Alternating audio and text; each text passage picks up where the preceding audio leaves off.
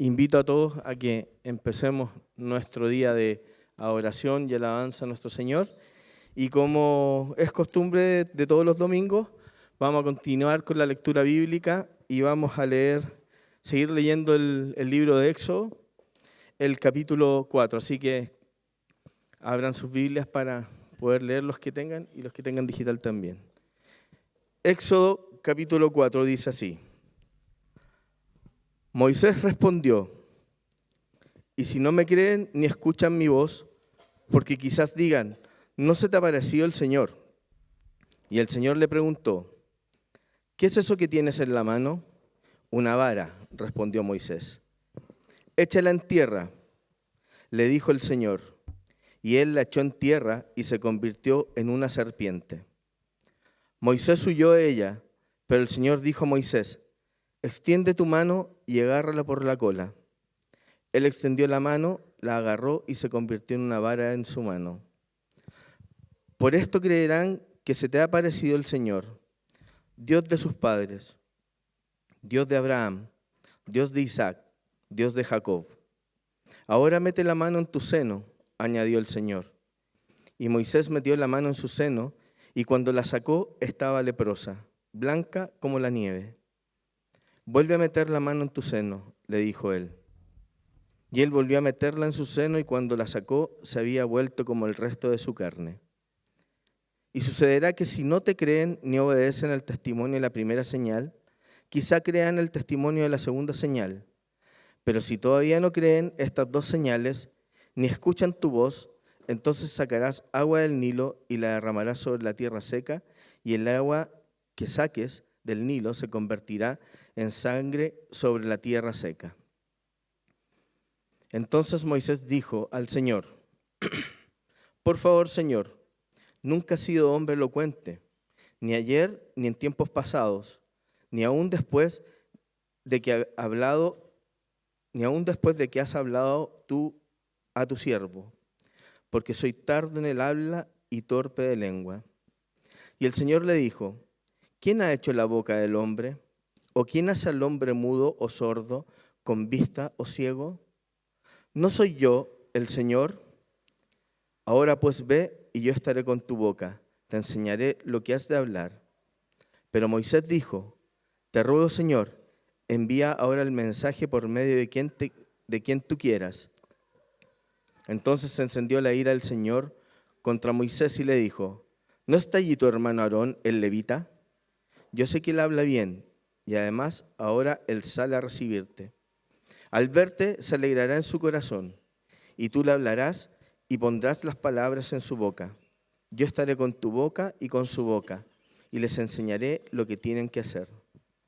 Además Aarón hablará por ti al pueblo. Él te servirá como boca y tú serás para él como Dios. Y esta vara la llevarás en tu mano y con ella harás las señales. Moisés se fue y volvió a casa de su suegro Yetro y le dijo, te ruego que me dejes ir para volver a mis hermanos que están en Egipto y ver si aún viven. Ve en paz, le contestó Yetro. Y el Señor dijo a Moisés en Madián, ve, vuelve a Egipto, porque han muerto todos los hombres que buscaban tu vida. Moisés tomó a su mujer y a sus hijos, los montó sobre un asno y volvió a la tierra de Egipto. Moisés tomó también la vara de Dios en su mano. Y el Señor dijo a Moisés, cuando vuelvas a Egipto, mira que hagas delante de Faraón todas las maravillas que he puesto en tu mano. Pero yo endureceré su corazón de modo que no dejará ir al pueblo. Entonces dirás a Faraón, así dice el Señor, Israel es mi hijo, mi primogénito, y te he dicho, deja ir a mi hijo para que me sirva, pero te has negado a dejarlo ir. Por lo tanto, mataré a tu hijo, a tu primogénito. Y aconteció que en una posada en el camino, el Señor le salió al encuentro a Moisés y quiso matarlo. Pero Séfora tomó un pedernal, cortó el prepucio de su hijo y lo echó a los pies de Moisés y le dijo, ciertamente tú eres Moisés, y le dijo, ciertamente tú eres para mí un esposo de sangre. Entonces Dios lo dejó, pues ella había dicho, eres esposo de sangre a causa de la circuncisión. Y el Señor dijo a Aarón: ve al encuentro de Moisés en el desierto. Él fue y le salió al encuentro en el monte de Dios y lo besó. Moisés contó a Aarón todas las palabras del Señor con las cuales le enviaba y todas las señales que les había mandado hacer. Entonces fueron Moisés y Aarón y reunieron a todos los ancianos de los israelitas. Aarón les habló todas las palabras que Dios había hablado a Moisés. Este hizo entonces las señales en presencia del pueblo. El pueblo creyó, y al oír que el Señor había visitado a los israelitas y había visto su aflicción, se postraron y adoraron. Bueno, esa es la palabra de nuestro Señor en este capítulo 4, donde ya comienza a manifestarse directamente a los israelitas y ellos a colocar la plena confianza en nuestro Señor. Y es lo que todos nosotros debemos hacer, confiar plenamente en Él. Les pido que se levanten para que podamos orar para comenzar nuestro culto. Cerremos nuestros ojos, inclinemos nuestro rostro para orarle a nuestro Señor. Señor Dios, Padre amado, agradecerte nuevamente el que nos permitas amanecer a cada uno de nosotros, Señor, para gozar de esos regalos y privilegios que nos das de estar con nuestras familias, Señor, ver tu creación y poder compartir entre hermanos este día, Señor. Ayúdanos, Padre, a entregar nuestro corazón completamente a ti este día, en alabanza, oración y glorificarte con nuestros cánticos y nuestra oración, Padre. Te pido que bendiga a mis hermanos que nos van a guiar en alabanza, Señor, que seas tú en ellos, Señor, que sus corazones estén dispuestos a hacer que ellos sean parte de la entrega de la oración, Señor. Te ruego también, Padre, por lo que viene después, la entrega de tu palabra, Señor. Bendice a quien nos la va a entregar, Señor. Y también, Señor, que seas tú en él, Señor, transmitiendo tu palabra para nosotros. Pedirte, Padre, también que proteja a los que nos pueden asistir, Señor. Y ahora, Padre, quedamos en tu presencia, gozándonos y adorándote y alabándote. Y todo esto, Padre, es para la gloria de tu Hijo. Y lo agradecemos todo en su nombre. Amén, Padre. Amén, mi Dios.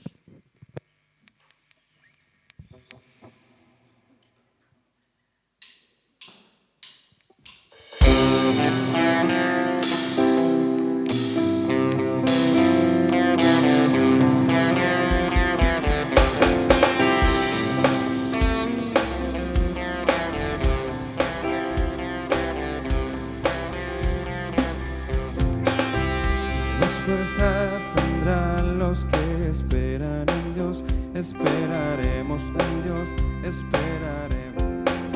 Nuevas fuerzas tendrán los que esperan en Dios, esperaremos en Dios, esperaré Dios.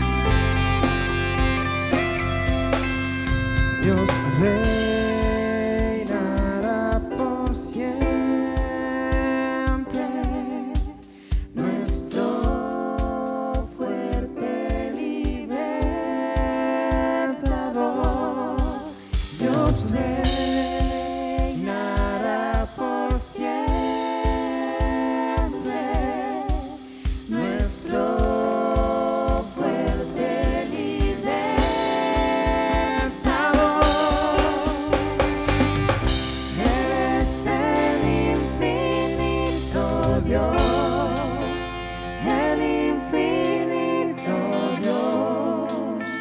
Tú no desmayas, nunca fallas, defensor de los débiles, nuestro consolador.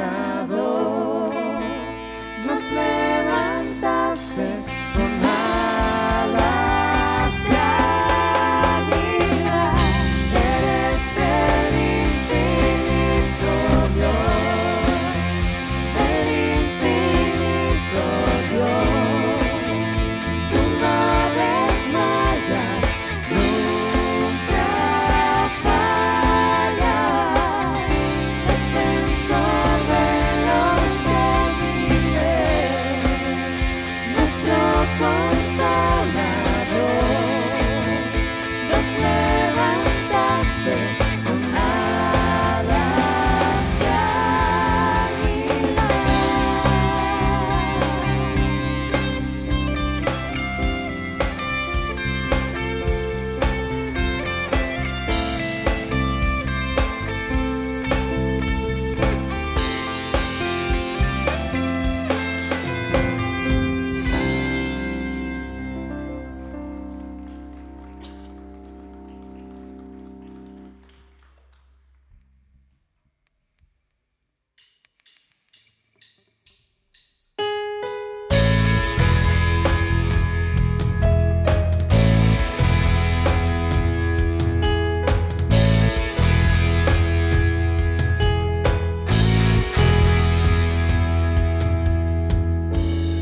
Necesitamos conocerte más, buscamos agradarte, santifícanos en tu verdad, tu palabra es la verdad, perfecta y eterna es, y toda suficiente, alumbra nuestro caminar, tu palabra es la verdad.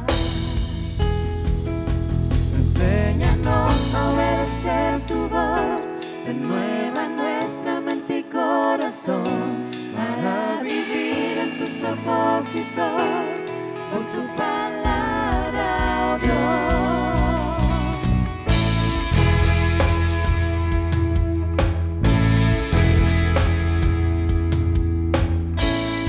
Infalible y poderosa, penetra el duro corazón, sobre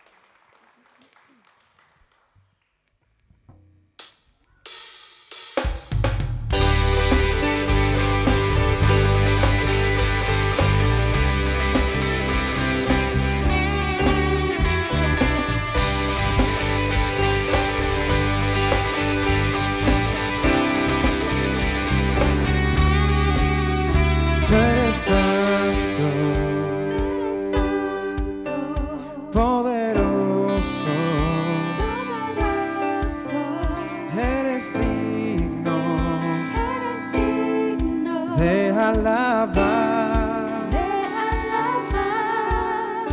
Yo te amo, Yo te amo, yo te sirvo yo te sirvo y por siempre. y por siempre te Yo exalto y alabo al Rey que eres digno. Yo te amo, te adoro, me gozo, me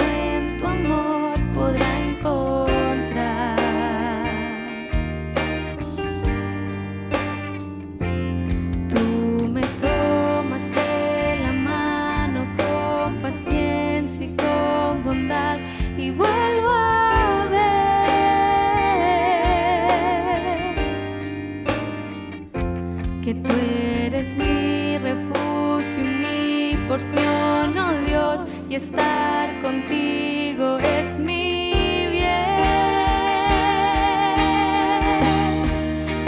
Todo lo que valore desvanece a tus pies, y el día que tu gloria con mis ojos pueda ver, diré, oh, cuán grande eres tú, Señor. En ti completo estoy, el gozo de mi corazón. Por siempre tuyo soy, cuán grande eres tú, Señor. En ti completo estoy, el gozo de mi corazón. Por siempre tuyo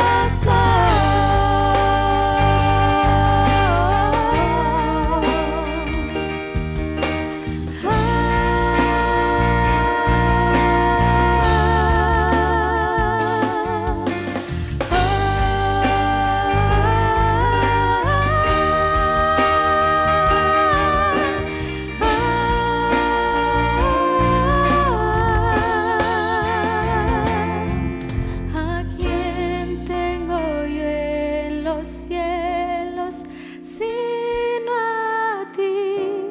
Fuera de ti nada deseo.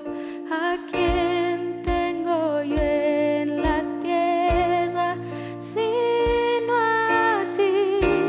Fuera de ti nada deseo. ¿A quién tengo yo en los cielos sino a ti? Fuera de ti nada deseo. ¿A quién tengo yo en la tierra sino a ti? Fuera de ti nada deseo. ¿A quién tengo yo en los cielos sino a ti? Fuera de ti nada deseo. ¿A quién tengo yo en la tierra sino a ti? Fuera de ti nada deseo.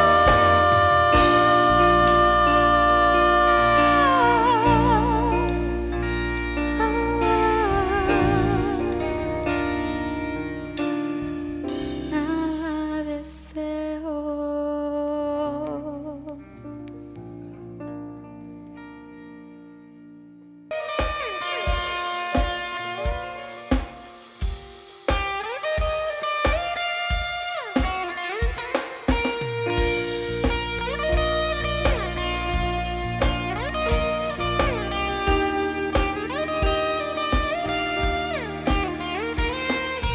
Quien aviva el fuego de mil soles con poder, que en los cielos arde, nadie como Él, nuestro Dios.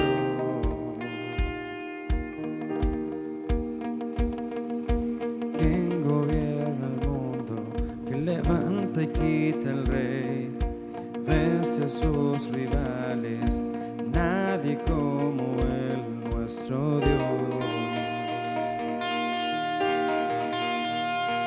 Nuestro Dios,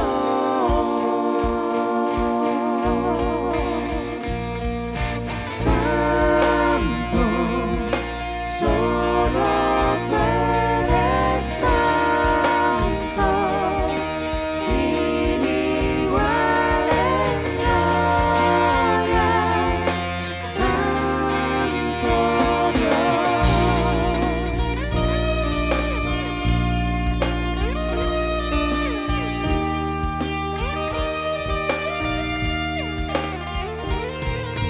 ¿Quién bajó a salvarnos, detractores de su ley?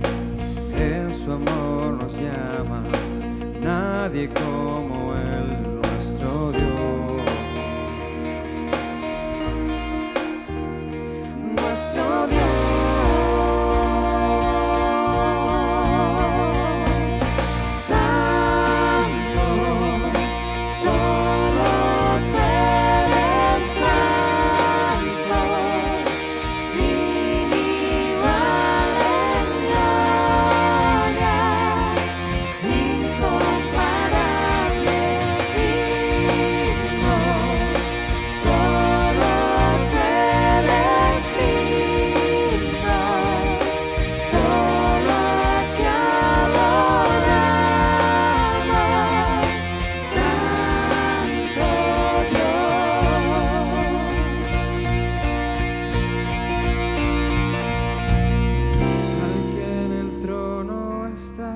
El que era y pronto vendrá, y al Cordero inmolado gloria. Al que en el trono está, el que era y pronto vendrá, y al Cordero inmolado gloria.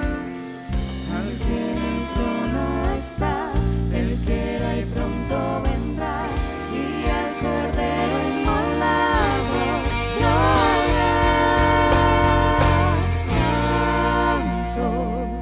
Solo tú eres santo, sin igual en gloria, incomparable, digno. Solo tú eres digno, solo a ti adoramos, Santo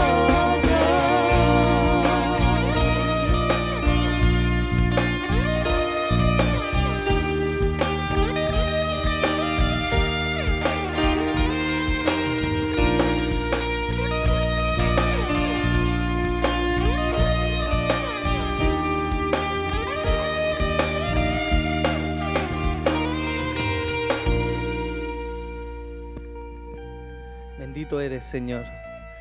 Buen día, mis hermanos. Que el Señor les bendiga. ¿Cómo están? ¿Pueden tomar asiento, por favor?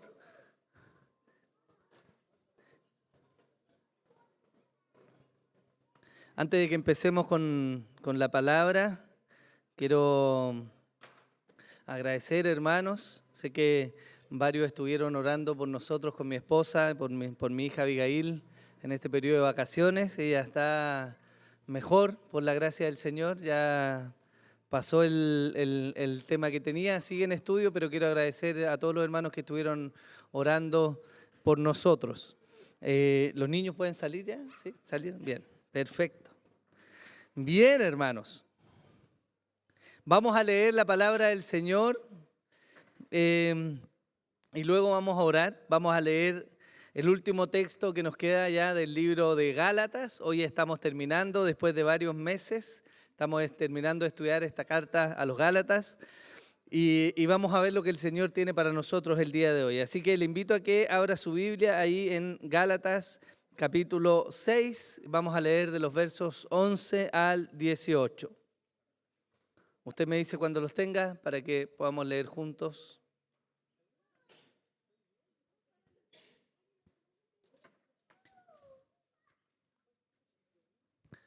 Bien, ¿lo tiene? ¿Sí? Está tímido hoy día. Bien, dice así. Mirad con qué letras tan grandes os escribo de mi propia mano. Los que desean agradar en la carne tratan de obligaros a que os circuncidéis, simplemente para no ser perseguidos a causa de la cruz de Cristo. Porque ni aun los mismos que son circuncidados guardan la ley, mas ellos desean haceros circuncidar para gloriarse en vuestra carne. Pero jamás acontezca que yo me gloríe, sino en la cruz de nuestro Señor Jesucristo, por el cual el mundo ha sido crucificado para mí y yo para el mundo. porque ni la circuncisión es nada, ni la incircuncisión, sino una nueva creación. Y los que andan conforme a esta regla, paz y misericordia sea sobre ellos y sobre el Israel de Dios. De aquí en adelante nadie me cause molestias, porque yo llevo en mi cuerpo las marcas de Jesús. Hermanos, la gracia de nuestro Señor Jesucristo sea con vuestro espíritu. Amén. Oremos al Señor. Padre, queremos darte gracias en esta mañana y queremos disponer nuestro corazón antes de recibir tu palabra, Señor. Estamos llegando al final de una de las cartas más hermosas que tú nos dejaste en el Nuevo Testamento, Señor. Una carta a través de la cual se ha defendido la pureza y la primacía del Evangelio por sobre todo sistema, esfuerzo humano, Señor. Y no puedo orar sino rogándote, Señor, que nos permitas haber atesorado tu palabra en nuestros corazones, Señor. Permítenos recordar y entender y maravillarnos de tu gracia manifestada en esta carta que nos permitiste estudiar por tantos meses, Señor. Hoy día, cuando vamos a estudiar la última sección, no puedo sino pedirte que tengas misericordia de mí, que soy pecador, Señor, y me permitas exponer fielmente tu palabra. Líbranos de las preocupaciones y de los afanes que están afuera de este momento, Señor. Y permítenos concentrarnos, Señor, en recibir de ti lo que tú tienes para nosotros. Así que te damos gracias por este tiempo, Padre, en el nombre de Jesús. Amén y amén. Bien, hermanos.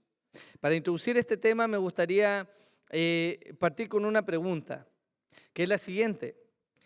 ¿Qué haría usted si su hijo, un hijo ya mayor, una hija mayor, está tomando malas decisiones y está teniendo malas juntas? ¿Qué haría usted? Yo me atrevería a decir, hermanos, que los hijos son aquello que junto a nuestros cónyuges más amamos en la vida. Hermanos, es a través de los hijos que aprendemos que el amor se multiplica y no se divide. Es a través de ellos que aprendemos lo que significa realmente cuidar de otro. Es a través de ellos que aprendemos a madurar, a sacrificarnos y a luchar. Es cierto, hermanos, que la crianza es una tarea agotadora y demandante. Requiere negación, paciencia, templanza, sacrificio y mucha ayuda divina. Pero también es cierto que hay un gozo tremendo en ver a nuestros hijos. Quizás ustedes han experimentado en alguna ocasión lo que significa tener un día en que sus hijos no se portaron quizás tan bien y dieron mucho trabajo y quizás le hicieron sacar canas verdes, ¿o no? Sin embargo, y a pesar de que eso nos ocurre en esta realidad caída, también es cierto que muchas veces, aún en esos días, nos acostamos pensando en qué lindo se ven durmiendo, ¿o no? A mí me ha pasado con mi esposa. Días intensos, días de tiranía del más chiquitito, pero ahí está, duerme y decimos qué bendición, ¿cierto? Que es el Pampi. Los hijos son una bendición, hermanos. Son de lo más importante que Dios nos ha dado y su palabra dice que herencia de Jehová son los hijos, ¿no? Ellos son una bendición. Pero ciertamente, como les decía, guiar a nuestros hijos, cuidarlos, protegerlos, evitar que se maten ellos mismos, demanda trabajo, hermanos. Es agotador, es difícil, es demandante. Las madres viven un periodo de esclavitud en los primeros años de los hijos. Y con el tiempo, a pesar de que los hijos crecen, la preocupación nunca cesa por ellos. Ahora, hay una gran diferencia entre los hijos ya grandes y los hijos pequeños.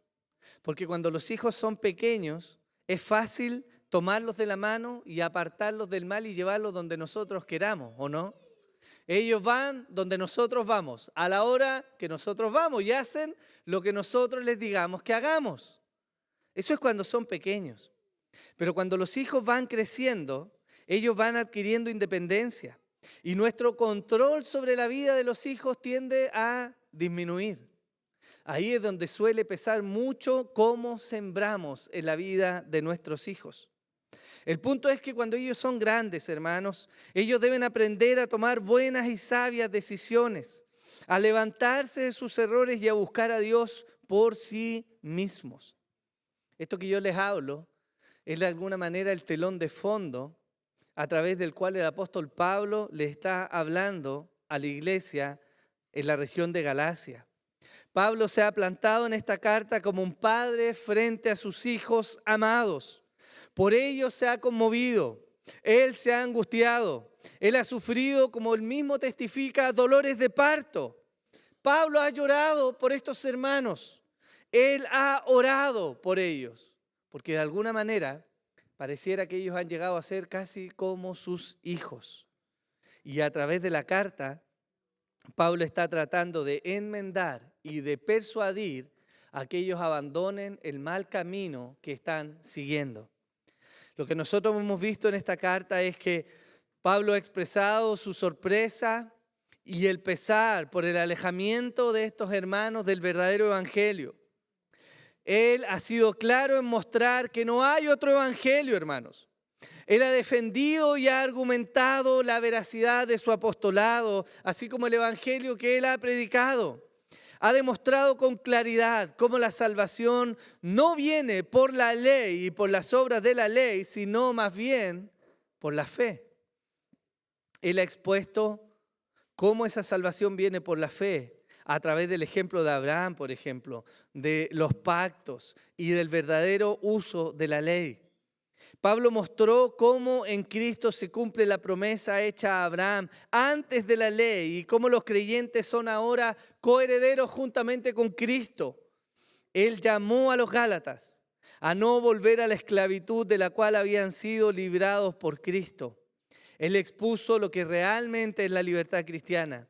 Él articuló con claridad cómo la verdadera libertad conduce al amor y no a la jactancia o al libertinaje. Y él también argumentó cómo lucen los resultados de la vida en el espíritu versus la carne y cómo esto se relaciona con la comunidad de la fe. El apóstol Pablo no solo ha orado por los hermanos en Galacia, no solo ha derramado lágrimas, sino que él se ha esforzado en persuadirles de volver al precioso evangelio de Cristo. Él se ha parado frente a los Gálatas como un padre se sienta frente a su hijo cuando tiene que tener esas conversaciones incómodas pero necesarias para que ellos se conduzcan bien en la vida.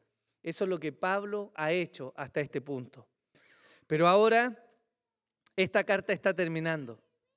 Y la pregunta es, ¿qué más puede añadir el apóstol Pablo ya para el cierre de esta carta? ¿Qué más puede decir el apóstol Pablo?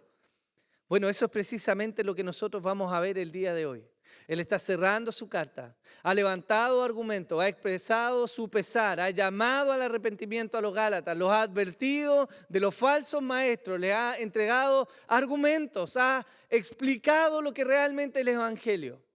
Pero él no está físicamente con ellos. Y él ya no puede tomar a los Gálatas de la mano y simplemente moverlos a donde él quiere que estén. Ellos deben ser persuadidos por los argumentos que él ha presentado. Y ahora, pronto a terminar, él expone los últimos argumentos que les entrega a los Gálatas. De eso vamos a hablar el día de hoy, hermanos. Y me gustaría resaltar en primer lugar los primeros versículos de esta sección, donde Pablo dice, mirad con qué letras tan grandes os escribo de mi propia mano. Esto es importante de considerar, hermanos. Como era de costumbre en la época de los autores del Nuevo Testamento, muchos de ellos ocupaban secretarios o ayudantes para escribir las cartas. Se entiende en muchos círculos que el apóstol Pedro, por ejemplo, no necesariamente escribía a él, sino que él dictaba. Y de hecho el evangelio que tenemos de Marcos es el evangelio que escribió un discípulo de Pedro, que fue Marcos. Ellos dictaban las cartas y ellos enseñaban y la persona que estaba con ellos tomaba nota fielmente de lo que ellos iban diciendo. Y ese es el registro de las cartas del Nuevo Testamento. Pero en esta última oportunidad, el apóstol Pablo Él mismo les declara a los Gálatas, Él ha tomado la pluma ahora. Ya no por boca o por la mano de su secretario, Él mismo va a escribir. ¿Por qué nos importa esto? Bueno, hay cosas que son materia de especulación, pero hay por lo menos dos cosas que nos importan de esta declaración del apóstol Pablo. La primera de ellas es que él expresa su compromiso y su amor para con sus hermanos gálatas. Esto ha sido evidente a lo largo de toda la carta, pero ahora él muestra una señal de compromiso con los hermanos a quienes él le está escribiendo. Él no es simplemente un emisario frío o desinteresado. Pablo no está simplemente dictando las cosas para que alguien al otro lado de la región o en otro continente les pueda escuchar y haga lo que él les está diciendo. Pablo no es un agente frío, alejado de sus hermanos. Él les ama. Y como él les ama, él ahora les está escribiendo de su propia mano.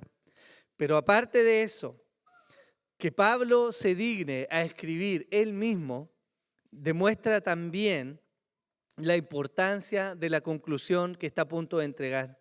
Esto es como si el apóstol Pablo dijera, hey, hermanos, presten atención, porque ahora yo mismo les voy a escribir una última y final advertencia. Eso es lo que el apóstol Pablo está diciendo. Y si esto es así, hermanos, y claramente lo podemos inferir, entonces lo que sigue hacia el final de la carta no es simplemente un término, no es simplemente la salutación final, sino que Pablo va de alguna manera a condensar y a resumir un último argumento de todo lo que les ha venido diciendo a los Gálatas. ¿Para qué? Para que ellos vuelvan a la fidelidad del Evangelio de Cristo y se aparten de estos falsos hermanos que estaban entre ellos. ¿Qué sigue a continuación? Bien, Pablo llama la atención sobre cómo son estos falsos hermanos.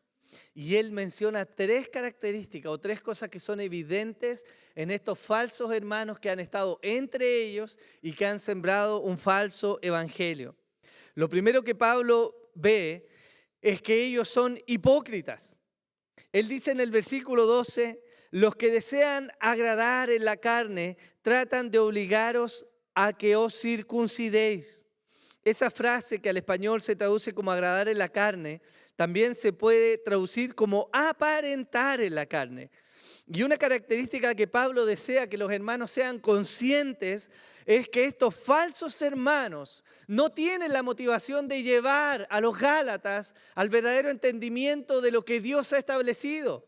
Ellos están trabajando para agradar a las personas en la carne. Ellos no están trabajando para Dios. Ellos están trabajando para las personas que pueden verlos.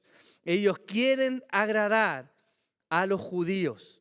Ellos quieren unir el evangelio de Cristo con esta religión judaizante y hacer de eso una amalgama que le caiga bien a todo el mundo. Si nosotros lo decimos coloquialmente, usted lo ha escuchado cuando alguien se refiere a una persona y dice, bueno, este hermanito no es ni chicha ni limonada. ¿Lo ha escuchado, no? No se casa con nadie. Le quiere caer bien a todo el mundo. Bueno, eso era lo que querían hacer estos falsos hermanos.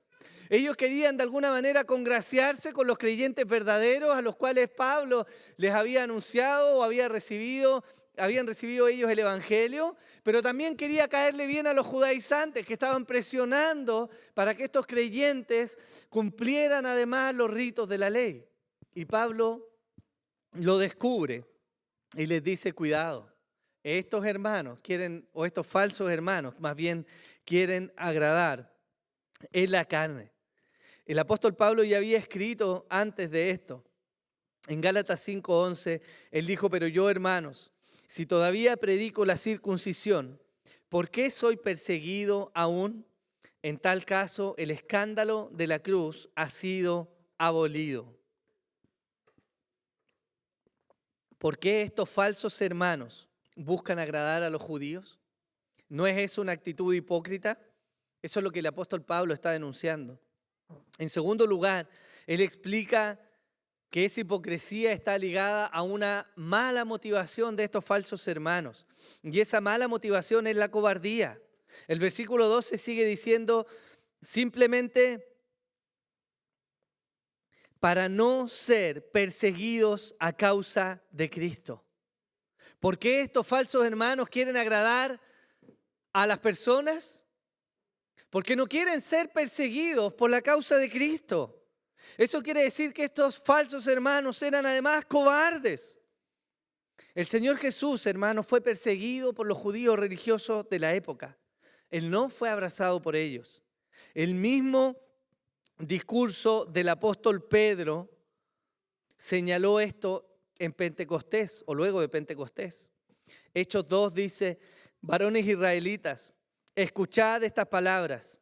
Jesús el Nazareno, varón confirmado por Dios entre vosotros con milagros, prodigios y señales que Dios hizo en medio vuestro a través de él, tal como vosotros mismos sabéis, a este, entregado por el plan predeterminado y el previo conocimiento de Dios, clavasteis en una cruz por manos de impíos y le matasteis.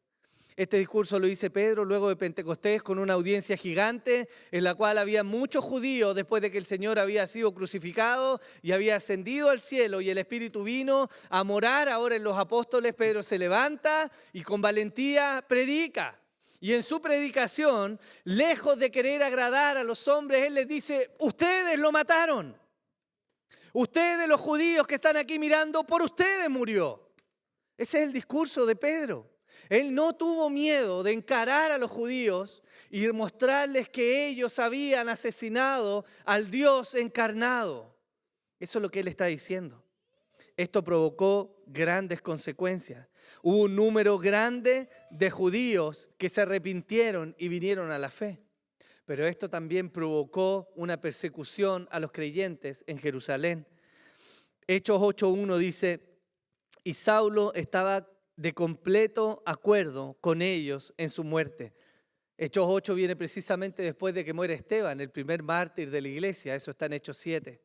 Y nos dice que Saulo estaba de acuerdo. Saulo era uno de los representantes de los fariseos de la época.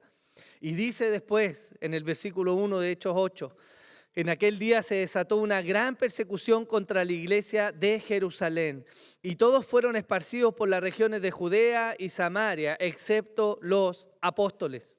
Hermanos, ¿quiénes iniciaron esta persecución? Fueron los fariseos, fueron los judíos. Pablo mismo, siendo judío, un fariseo, estuvo involucrado en la persecución de los seguidores de Jesús y en la persecución de Jesús mismo. A esto le tenían miedo los detractores de Pablo. Ellos no querían sufrir la persecución que había sufrido Cristo y los discípulos de él. Estos enemigos de Pablo buscaban mezclar el evangelio con el cumplimiento de las leyes judías, no para agradar a Dios, sino para caerle bien a todo el mundo. Ellos con seguridad no entendían lo que Jesús había dicho cuando él mencionó: acordaos de la palabra que yo os dije, un siervo no es mayor que su Señor. Si me persiguieron a mí, ¿qué dice después la Escritura? También os perseguirán a vosotros. Si guardaron mi palabra, también guardarán la vuestra. Entonces Pablo está desenmascarando, ya sea al final de su carta, a estos falsos hermanos. Ellos son hipócritas y ellos son cobardes. Pero además, él añade algo más. Ellos también son orgullosos. El versículo 13 dice: porque ni aun los mismos que son circuncidados guardan la ley, mas ellos desean haceros circuncidar para gloriarse en vuestra carne. La hipocresía y la cobardía de estos falsos hermanos estaba además acompañada del sentimiento de placer en mostrar sus logros ante los hombres. ¿Y qué logros tenían estos falsos hermanos? Bueno, el apóstol Pablo lo dice. Ellos se pavoneaban entre los judíos. Ellos alardeaban entre los judíos de lograr la circuncisión de estos gentiles que habían creído en Jesús. Para ellos era una medalla, era una forma de jactarse delante de otros judíos y demostrarles que ellos realmente eran importantes y especiales. Pero Pablo desenmascara esta actitud. Esta falsa gloria no procede de Dios, hermanos. Este deseo de llevar a los creyentes simplemente a cortar un pedazo de su carne no trae gloria verdadera a Dios. Eso es lo que Pablo está diciendo. Todo este esfuerzo por cumplir las leyes, todo este esfuerzo por agradar a Dios según sus formas, no es sino el fruto de la carne. Eso es lo que el apóstol Pablo había mencionado y lo que predicaron Juan y Juan Pablo en los sermones anteriores. ¿Se recuerdan, no? Esta falsa gloria, hermanos, es fácil de identificar y es necesario para nosotros mirarlo el día de hoy. ¿Por qué? Porque debemos tener cuidado de las luces que aparecen en medio nuestro y que parecen mostrar la gloria de Dios cuando en realidad es una falsa gloria que no busca la exaltación de Dios, sino algo muy particular. ¿Cómo identificamos esta falsa gloria? Simple, el apóstol lo está desenmascarando. Porque esta falsa gloria no centra la atención en Dios, sino en el hombre. Esta falsa gloria pide a otros hacer cosas que estos que las piden no están dispuestos a hacer. ¿Usted ha escuchado a estos vendedores de milagros o no? Dios tiene poder para hacer milagros. Ven, trae las llaves de tu auto y Dios va a hacer un milagro. ¿Y por qué no pone él las llaves de su auto? ¿Y por qué no va a visitar los hospitales donde hay enfermos terminales? Porque ellos ponen cargas sobre los otros que no son capaces de llevar y ni quieren llevar. Porque ellos desvían la atención de la santidad y la gloria de Dios a los hombres. Otro signo es que ellos temen más al hombre que a Dios. Ese temor del hombre en vez de temer a Dios es lo que lleva a estos falsos predicadores a enseñar cualquier lesera para cautivar el oído de sus oyentes y no para hablar la verdad del Evangelio. Ese es un símbolo de estos hombres. Y el fruto de esta falsa gloria es el cercenamiento del cuerpo, la pérdida de la unidad y el sacrificio de las relaciones. ¿No era eso lo que estos falsos hermanos estaban sembrando entre los Gálatas? ¿Acaso la obra de estos judaizantes estaba provocando mayor unidad entre los Gálatas? La iglesia en Galacia estaba siendo conocida por una iglesia que participaba en el amor, en la comunión, que perseveraban juntos, que buscaba la santidad y la exaltación de Dios. Estos falsos hermanos predicaban un mensaje diferente, introducían falsedades mezcladas con el Evangelio y estaban provocando la división del cuerpo de Cristo. Hermanos, esas señales son importantes de mirar, porque nosotros debiéramos estar atentos en derredor nuestro. ¿Qué tipo de gloria estamos persiguiendo? La Escritura dice que no es mal perseguir la gloria de Dios. Eso dice Hebreos 11. Pero cuando perseguimos una gloria que no es la de Dios, lo que viene por delante va a ser un fruto amargo que va a traer a luz el pecado y que va a generar un quiebre en la iglesia del Señor. Esto es de lo que Pablo está advirtiendo a los hermanos. Y el contraste que el apóstol Pablo hace lo deja con mayor evidencia. En el versículo 14 él dice: pero jamás acontezca que yo me gloríe, sino en la cruz de nuestro Señor Jesucristo, por el cual el mundo ha sido crucificado para mí y yo para el mundo. Hermanos, de esto tenemos algo que ver. La gloria es la cruz de Cristo. Este es el mensaje central, lo último que el apóstol quiere dejar en la mente de sus hermanos en Galacia. Él quiere mostrar la importancia de la gloria de la cruz de Cristo. Y él lo hace diciendo esta pequeña oración, pero que tiene un gran contenido. Porque en primer lugar debemos recordar lo siguiente: ¿quién era Pablo? Pablo, antes de ser un discípulo y un apóstol, era un perseguidor de la iglesia. Hechos 7:58 dice: y echando fuera de la ciudad, comenzaron a apedrearle, y los testigos pusieron sus mantos a los pies de un joven llamado Saulo. Ese era Pablo antes de ser llamado por el Señor. Era un perseguidor de la iglesia. Él persiguió al Señor Jesús. Hechos 9:4 lo dice: y al caer a tierra oyó una voz que le decía: Saulo, Saulo, ¿por qué me persigues? Pablo, antes de ser llamado por Jesús, era un celoso y ferviente judaizante. Un hombre que no tenía miedo de levantarse y llevar a la muerte a aquellos seguidores de Jesús, a sus ojos infieles respecto a lo que Dios había mostrado. Ese era Pablo. Pero Pablo tuvo un encuentro con el Señor.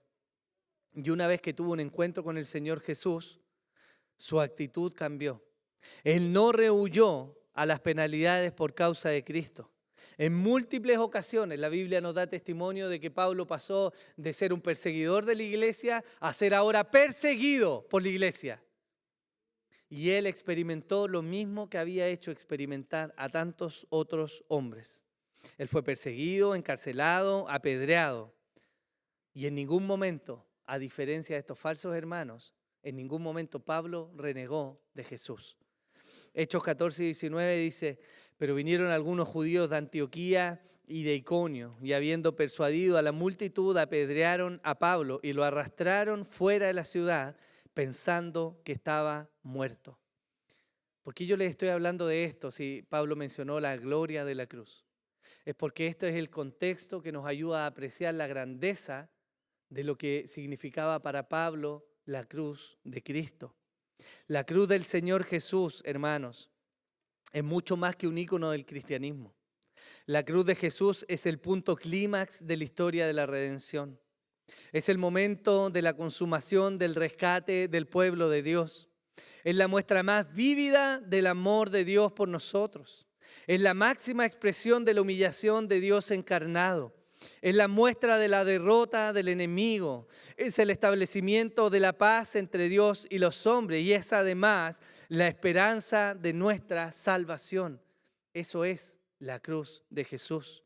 Y en esto se gloría el apóstol Pablo. Hermanos, yo les pregunto, ¿acaso no tenía algún mérito en sí mismo el apóstol Pablo? Claro que no. Todo lo contrario.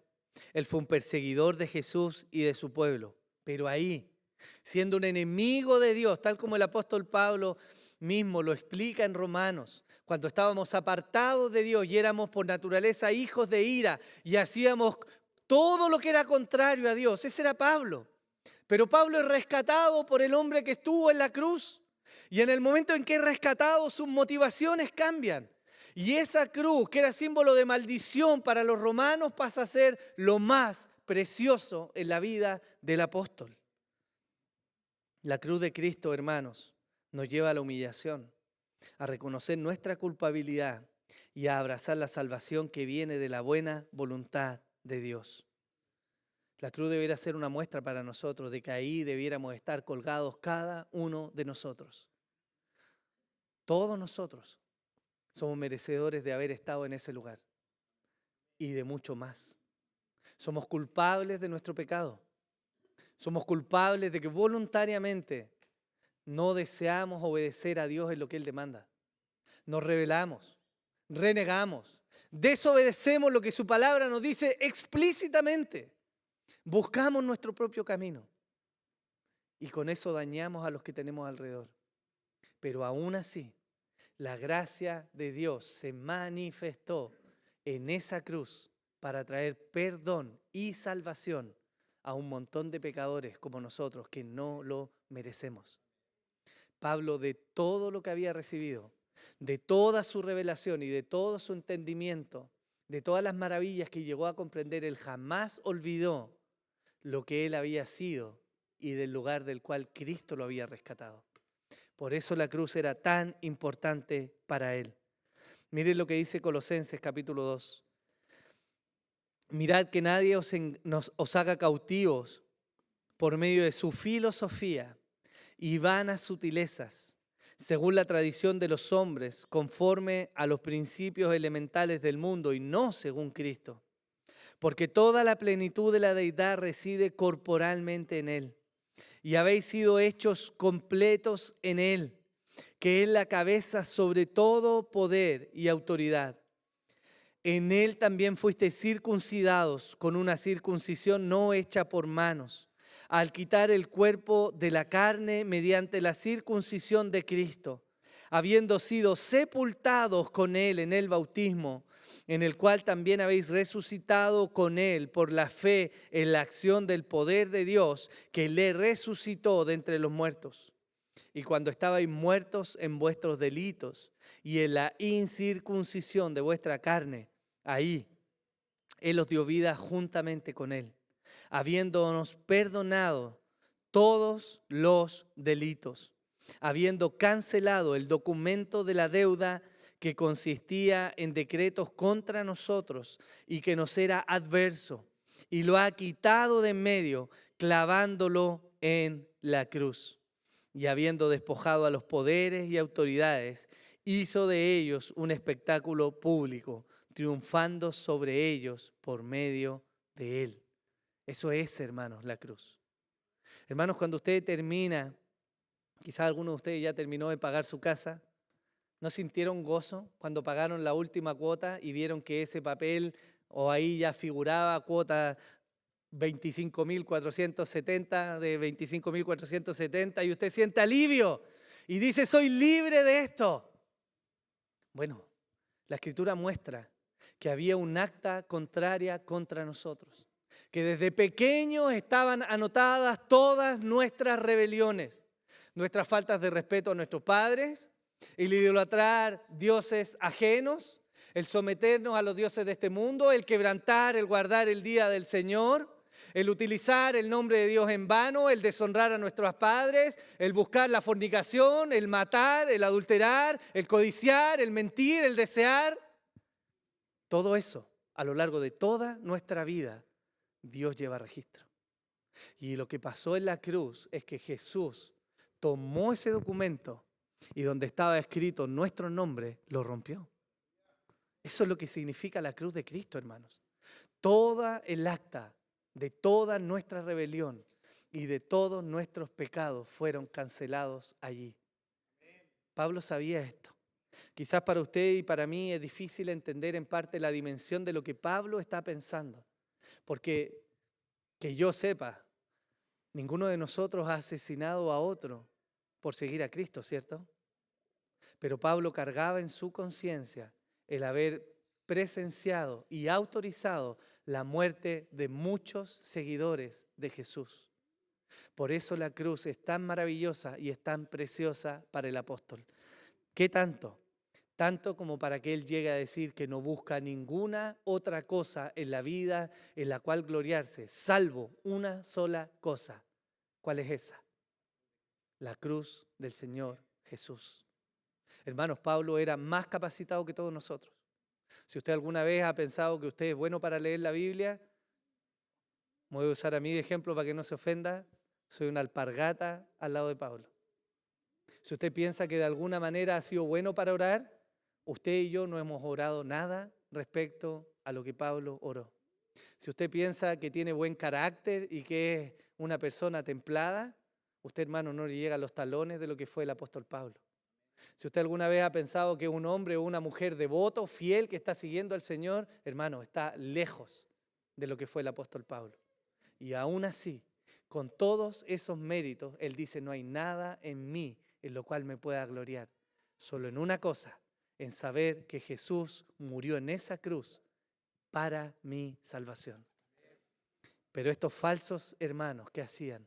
Estos falsos hermanos, lejos de gloriarse en la cruz de Jesús, levantaban sus medallas, hablaban de las personas que habían logrado judaizarse, hablaban de los séquitos que ellos tenían, se levantaban en las plazas y caminaban con el pecho levantado diciendo, aquí vengo yo, uno de los mejores judíos, aprobado por Dios. Qué necedad, hermanos. Eso es lo que el apóstol está descubriendo. Este tipo de conducta, este tipo de personas, están lejos de ser verdaderos creyentes. Y eso quiere Pablo mostrarle a los hermanos en Galacia. Hermanos, Romanos 8, 38, 39 dice, porque estoy convencido de que ni la muerte, ni la vida, ni ángeles, ni principados, ni lo presente, ni lo porvenir, ni los poderes, ni lo alto, ni lo profundo, ni ninguna otra cosa creada nos podrá separar del amor de Dios que es en Cristo Jesús, Señor nuestro. Ahora, Pablo no solo dice esto como explicando la diferencia entre las motivaciones suyas y de estos falsos hermanos. Estos falsos hermanos buscaban su propia gloria, buscaban ser conocidos entre los círculos judaizantes, buscaban que la gente hablara de lo recto, de lo importante, de lo buenos judaizantes que eran ellos. Pero Pablo expone, por el contrario, él busca la gloria del Señor Jesús. Ahora, él dice que hay implicaciones o hay consecuencias de esto. Y él particularmente menciona dos cosas. Él dice que ya no hay nada del mundo que le resulte cautivante. Eso es por lo cual él dice, el mundo ha sido crucificado para mí. Pero él también añade a eso, y ahora yo he sido crucificado para el mundo. Y esto es importante para nuestra reflexión el día de hoy. Pablo no está haciendo un llamado a los Gálatas para que estos se alejen de la vida común y se vayan a un monasterio. Él no le está diciendo a los Gálatas, ustedes ahora apártense de la sociedad, vivan en islas, váyanse, no pequen, váyanse a las montañas, busquen una cueva y métanse ahí hasta el día en que mueran. Pablo no está diciendo eso. Él no está diciendo que los Gálatas deben dejar de trabajar, de hacer familia, de tener amigos, de vivir la vida. Esa no es su cosmovisión. Pero Pablo está planteando algo muy importante. Él, del momento que conoció a Cristo, él se divorció del mundo. Él abandonó su amor y su afecto por el mundo, por ese sistema, por esa forma. Y él ahora halla su máximo deleite y propósito solo en Jesús. Es decir, Pablo vive aún en este mundo quebrado y da gracias a Dios por cada cosa buena que puede vivir. Pero su esperanza, su gozo, su devoción, aquello que lo llena, que lo satisface, aquello que persigue, no está en las cosas terrenales. Y eso, hermano, debiera llevarnos a nosotros a preguntarnos claramente, ¿en qué nos gloriamos hoy día? ¿Cuál es la fuente de tu orgullo, hermano? ¿Qué es para ti aquello que te hace levantar el pecho? ¿Son tus hijos? ¿Lo inteligentes que son? ¿Lo buenos deportistas que han llegado a ser? ¿Lo talentosos? ¿Lo bien portados? ¿Esa es tu gloria? ¿Es tu familia? ¿Te glorías de que no has experimentado quiebres familiares? ¿De que has sido fiel a una sola mujer, a un solo hombre? ¿Esa es tu gloria? ¿O es tu trabajo? ¿Tu cargo de gerencia? ¿Tu expertise? ¿Tu importancia? ¿Esa es tu gloria? Quizás lo es tu estatus. ¿El buen auto que manejas? ¿El lugar al que vas de vacaciones? O quizás para ti no es esas cosas, pero sí lo son los títulos. ¿Eres un hombre o una mujer inteligente? ¿Has logrado salir adelante? ¿Esa es tu gloria? O quizás alguien más espiritual podría decir, bueno, en realidad todas estas cosas son muy banales, pero yo soy un hombre o una mujer que puede orar. Yo entiendo el evangelio. Yo no le pego palos a nadie. Soy sabio cuando hablo. ¿Esa es tu gloria, tu piedad? Porque, hermano, nada de eso es realmente un motivo por el cual nos podamos gloriar. Porque en realidad no somos tan buenos como creemos en todo esto. Puedes dar gracias a Dios por tus hijos, sin duda, por tu familia, por tu trabajo, por lo que tienes. Pero debes recordar, hermano, que todo te ha sido entregado por gracia. ¿Tus fuerzas para trabajar vienen de Dios? ¿Tu inteligencia para saber administrar, para estudiar, para aprender, viene de Dios? ¿La capacidad de ser un hombre templado o una mujer templada ha sido dada por el Espíritu de Dios, por su gracia? ¿O no? Jeremías 9 dice, así dice el Señor, no se gloríe el sabio en su sabiduría, ni se gloríe el poderoso de su poder, ni el rico se gloríe en su riqueza, mas el que se gloríe, gloríese en esto, de que me entiende y me conoce. Pues yo soy el Señor que hago misericordia, derecho y justicia en la tierra, porque en estas cosas me complazco, declara el Señor. Esa es la primera pregunta que debemos hacernos. ¿Cuál es tu gloria, hermano? Tu gloria no es solo aquello de lo cual te enorgulleces, sino que tu gloria es también aquello que persigues, aquello a lo que le dedicas tiempo, aquello que te trae satisfacción. Y para no mirarlos a nadie, hermano, y que nadie se sienta particularmente indicado por mi persona, me voy a mirar a mí.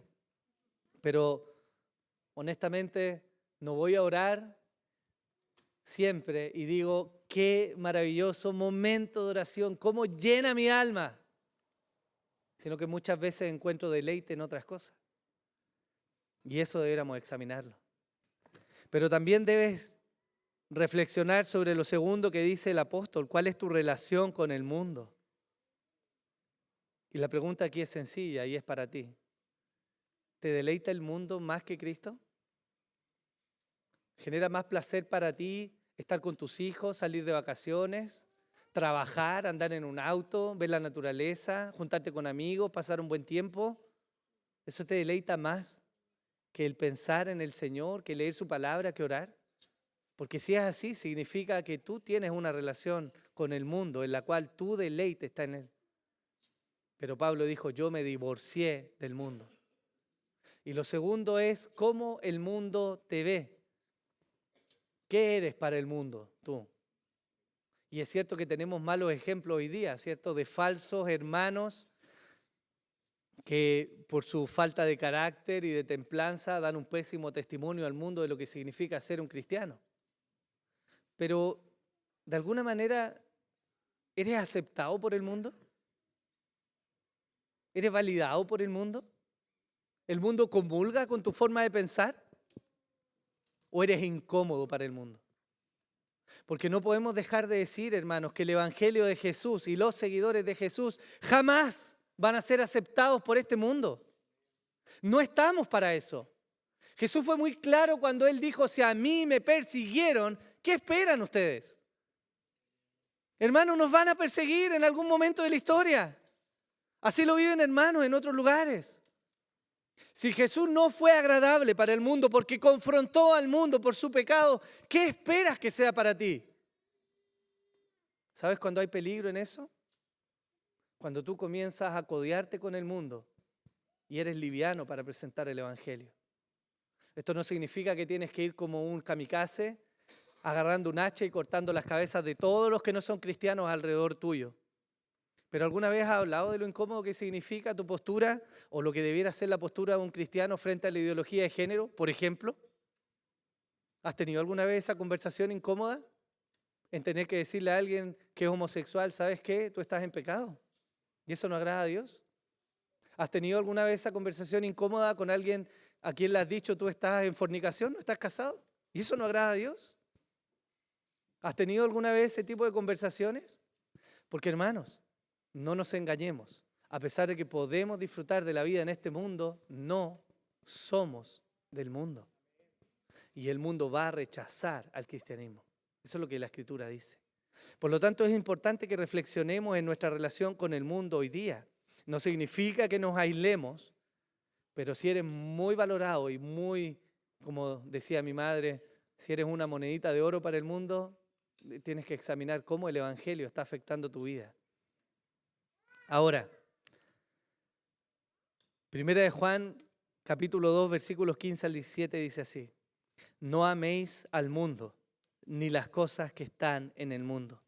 Si alguno ama al mundo, el amor del Padre no está en él.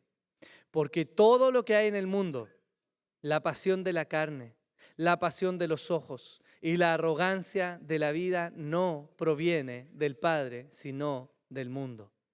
Y el mundo pasa, y también sus pasiones, pero el que hace la voluntad de Dios permanece para siempre.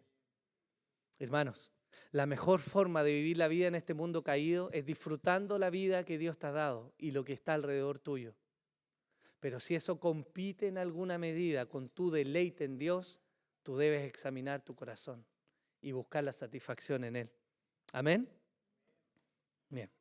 Entonces, si sintetizamos, el apóstol Pablo hace una comparación y él aborda de alguna manera 4 aspectos y compara a los falsos hermanos con sí mismo.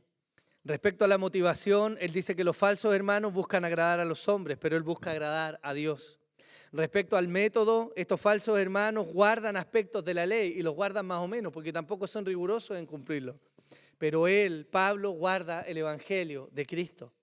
En cuanto al objetivo, estos falsos hermanos no desean sino evitar la persecución, ser vistos, ser tenidos por alta estima por los hombres. Pero el apóstol Pablo busca ser fiel a Cristo, su Señor. Y el resultado es evidente. Estos falsos hermanos y su forma de vivir en la vida produce esclavitud y el fruto de la carne que se nos predicó hace un par de semanas. En cambio, el resultado para Pablo y para los creyentes es libertad en el Evangelio, y esa libertad conduce al amor unos por otros. ¿Sí? Ahora, Pablo nos habla de los frutos de esta nueva creación. Él le argumenta su punto. Él dice la circuncisión no tiene valor en sí misma y tampoco la incircuncisión. Y aquí está afirmando un poco el pensamiento de los Gálatas. Porque si luego de todos los argumentos que Pablo les dio, ellos llegaron a pensar que lo que tenía valor era en realidad la incircuncisión, él les está diciendo, no, espérate. No tiene que ver con la circuncisión ni tiene que ver con la incircuncisión. No son mejores los judíos ni son mejores los gentiles. ¿Sabes quién es realmente valioso? Aquellos que son una nueva creación.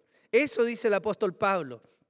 Y Juan 3 nos dice, Jesús respondió, en verdad te digo, que el que no nace del agua y del Espíritu no puede entrar en el reino de Dios. Lo que es nacido de la carne, carne es, y lo que es nacido del Espíritu, Espíritu es. Eso es lo que el apóstol está diciendo. La verdadera importancia de su mensaje, del Evangelio, está en nuevos creyentes.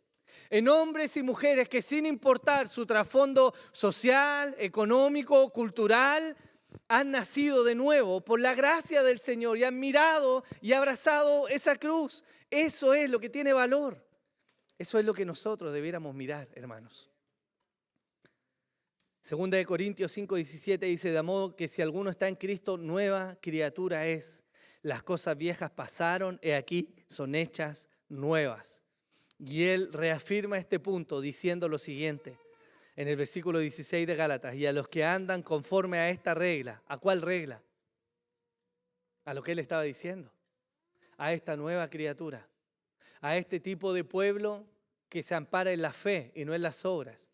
Aquel pueblo que busca el amor unos con otros, que permanece en unidad, que busca la comunión, que tiene como fruto no el fruto de la carne, sino el fruto del Espíritu, porque él mismo ha sido nacido de Dios. Ese hombre, esa mujer, esos, para ellos, el apóstol Pablo dice, paz y misericordia sea sobre ellos y sobre el Israel de Dios. Y aquí quiero hacer solamente una aclaración muy pequeña, de alguna manera para no caer en lo que el dispensacionalismo menciona. Ellos, Pablo se refiere a los que andan conforme a esta regla, a los verdaderos creyentes. Y cuando menciona al Israel de Dios, él está reafirmando teológicamente la identidad de quienes son ellos. Ellos son el verdadero Israel de Dios. Y argumentos para esto no vamos a entrar porque lo vimos ampliamente en el discurso de Pablo a los Gálatas. Pero Pablo termina así, sus últimos 2 versículos. Él dice, de aquí en adelante nadie me cause molestias, porque yo llevo en mi cuerpo las marcas de Jesús. Y parece un poco arrogante el apóstol, ¿no? John Hill, un teólogo, dice lo siguiente, comenta lo siguiente respecto a este texto. Habiendo expuesto y explicado con tanta claridad la doctrina de la justificación y demostrado tan ampliamente que no es por obra, sino por fe, y que la circuncisión y otros rituales de la ley ceremonial no eran necesarios para ella, desea, es más, exige con autoridad que no le causen más problemas al respecto, dando a entender que esperaba que estuviesen satisfechos con lo que había escrito, que se apegaran a la verdad y la obedecieran, como lo habían hecho anteriormente, que no escucharían más objeciones de su parte. Por eso el apóstol Pablo le está diciendo, oye, desde ahora no me causen más problemas. Él no está diciendo, yo no les voy a volver a recordar si ustedes tienen alguna duda. Él está diciendo, lo que yo espero ahora de ustedes, Gálatas, después de todo el tratado teológico que les di, es que obedezcan a la verdad que les he mencionado. Y aquí hay un punto importante y pequeño, pero un punto importante, hermanos. De todas las enseñanzas que tú has recibido, ¿estás dispuesto a obedecer lo que la palabra del Señor muestra? Porque si nuestro foco es venir a la iglesia simplemente para ser conocedores y no poner por obra, poco provecho va a tener en nuestra vida espiritual. Por eso estamos llamados, hermanos, a obedecer la palabra del Señor. Ahora, ¿por qué Pablo se atreve a pedir esto? Porque él lleva en su cuerpo, como dice, las marcas de Cristo. Segunda de Corintios dice, son servidores de Cristo, hablo como si hubiera perdido el juicio. Yo más. En muchos trabajos, en muchas cárceles, en azotes, un sinnúmero de veces, a menudo en peligros de muerte. 5 veces he recibido de los judíos 39 azotes. 3 veces he sido golpeado con varas. 1 vez fui apedreado. 3 veces naufragué y he pasado una noche y un día en lo profundo, con frecuencia en viajes, en peligros de ríos, peligros de salteadores, peligros de mis compatriotas, peligros de los gentiles, peligros en la ciudad, peligros en el desierto, peligros en el mar, peligros entre falsos hermanos, en trabajos y fatigas, en muchas noches de desvelos, en hambre y sed, a menudo sin comida, en frío y desnudez. Y además de tales cosas externas, está sobre mí la presión cotidiana de la preocupación por todas las iglesias. Pablo no era cualquiera. Pablo llevaba en sí mismo, como él dijo, las marcas de ser verdaderamente un discípulo de Cristo. Por eso demanda y exige obediencia de sus auditores. Ahora, hermanos, él concluye su última oración de la mejor forma que podría hacerlo. Él dice, hermanos, la gracia de nuestro Señor Jesucristo sea con vuestro espíritu. Amén. Hermanos, ¿de qué otra manera podría cerrar su carta el apóstol, sino apelando a aquello que ha defendido a lo largo de todo su tratado? Y esto es, no su devoción, ni siquiera su obediencia, sino la gracia del Señor. Es por gracia que hemos sido elegidos. Es por gracia, hermanos, que hemos sido salvados. Es por gracia que hemos sido llamados a heredar junto con Cristo. Es por gracia que tú y yo, a pesar de nuestro pecado, hoy día estamos en pie. Y es por gracia que algún día llegaremos a la gloria del Padre. Es por gracia. Por eso el apóstol dice, hermanos, que la gracia del Señor Jesucristo sea con vosotros, porque no hay otra forma en que podamos vivir. Hermanos, somos el pueblo que depende de la gracia de Dios. Si Él nos pagara conforme nuestras obras, aún estando en la iglesia, ni usted ni yo podríamos estar aquí hoy día delante de Él. Pero nuestros matrimonios persisten. Nuestros hijos no se han descarriado hoy día. No hemos engañado a nuestro cónyuge. No hemos negado quién es nuestro Salvador. Por gracia. Por su obra en nosotros. Por eso Él concluye así. Hermanos, la gracia no deja lugar al orgullo. Donde la gracia está presente, el orgullo y la búsqueda de una falsa gloria es quitada. Por eso la gracia es tan relevante y es tan central para la vida de los creyentes. Gálatas 2:21 dice, no hago nula la gracia de Dios, porque si la justicia viene por medio de la ley, y esto es sinónimo de mi esfuerzo, entonces Cristo murió en vano. Si tú quieres apoyarte en cualquier cosa que no sea la gracia de Dios y la obra de la cruz, estás desechando el evangelio del Señor Jesucristo. No va a ser tu piedad, no va a ser tu fuerza, tu dedicación, tu compromiso, tus ofrendas, tu devoción, hermano. Es la gracia del Señor. Y una última advertencia. Gracia no significa libertinaje. Gracia no significa barato. Gracia no significa ni da como fruto egoísmo. Gracia es símbolo de rendición, de humillación y de gratitud por lo que Dios ha hecho.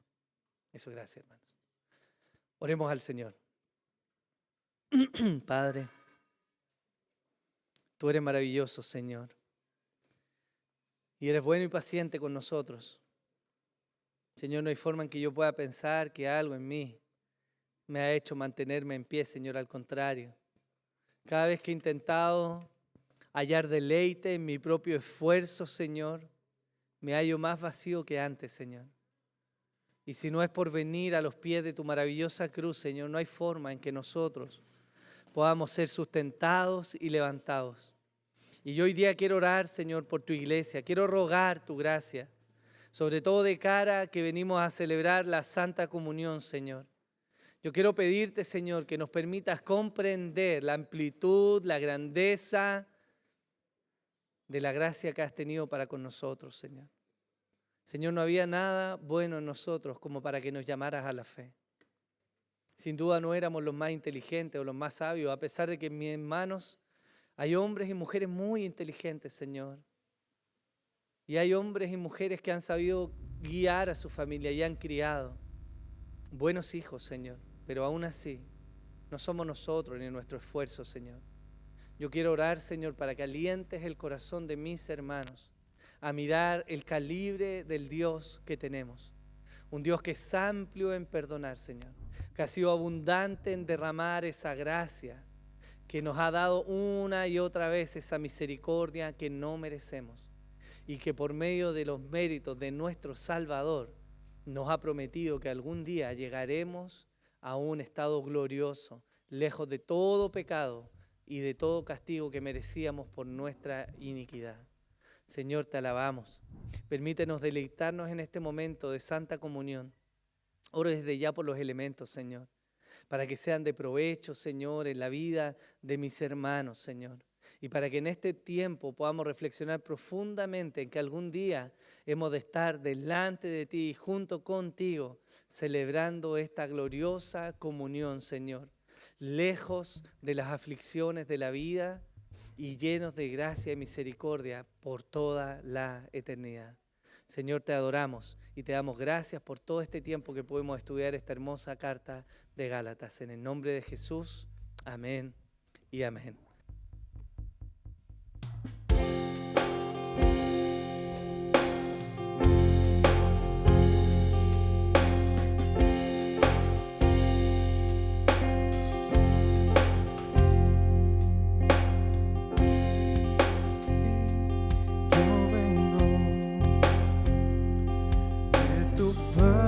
Quiero comer y a tu mesa.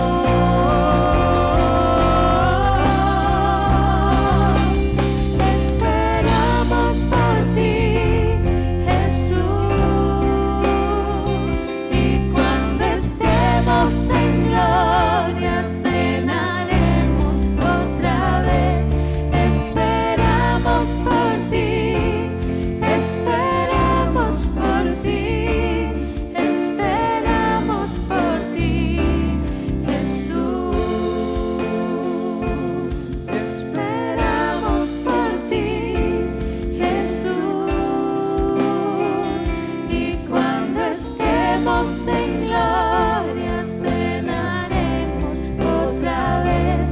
Esperamos por ti, esperamos por ti, esperamos por ti, Jesús. Esperamos por ti, Jesús. Esperamos por ti,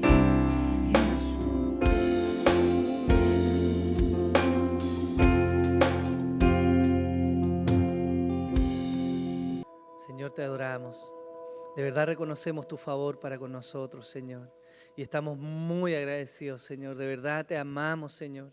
Y estamos agradecidos de tu cuidado, de tu gracia, de tu misericordia, de la libertad que nos has dado, Señor. Gracias, porque en esa cruz, Señor, compraste no solo nuestra libertad, sino que ya no somos enemigos tuyos, Señor. Y es bendito, Señor, ese estado. Señor, ya para terminar este culto, Señor, no puedo sino rogar tu bendición para tu iglesia y pedir, Señor, que tu gracia y tu misericordia nos sigan acompañando en los días que vienen, Señor. Señor, a resplandecer tu rostro sobre nosotros, Señor. Ten misericordia de nosotros que pecamos, Señor. Ayúdanos a transitar el camino de la rectitud, Señor. A andar por tus caminos, Señor. A amarte y a ser fervientes en nuestro amor por ti cada día, Señor. Yo ruego por esta pequeña congregación, Señor, y pido por cada uno de mis hermanos y hermanas, Señor, por los niños, Señor, por los ancianos, por los que están de vacaciones, Señor, por los que estamos acá, por los que han de salir, que tu gracia nos acompañe, Señor. Quiero orar de manera especial también, Señor, por nuestros hermanos que están afectados de salud, Señor, por los que están enfermitos, Señor, y darte gracias también por las obras de sanidad que has hecho en medio nuestro, Señor. Señor, oramos por nuestros hermanos que están en necesidad y agradecemos tu cuidado sobre nuestras vidas, Señor. De manera especial, yo te doy gracias, Señor, porque cuidaste a mi hija, Señor, y nos guardaste, Señor, ahí donde estábamos, Señor. Así que bendito sea tu nombre, Señor, y gloria sea a ti para siempre, Señor. En el nombre de Jesús, amén y amén.